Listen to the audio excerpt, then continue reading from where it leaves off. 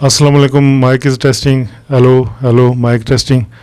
जब बंद कर first mic is testing, audio check की जा रही है, उन चेक कर रहा ज़रा तो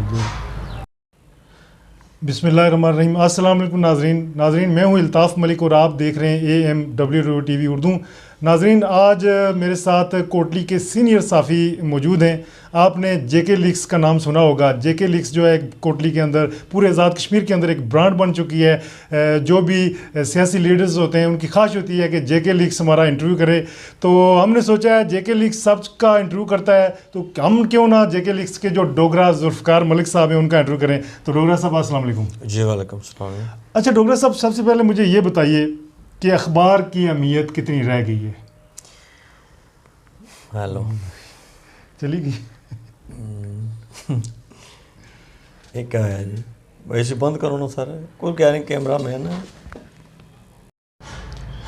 अस्सलाम वालेकुम नाज़रीन, मैं हूँ इल्ताफ़ मलिक और आप देख रहे हैं AMW TV उर्दू।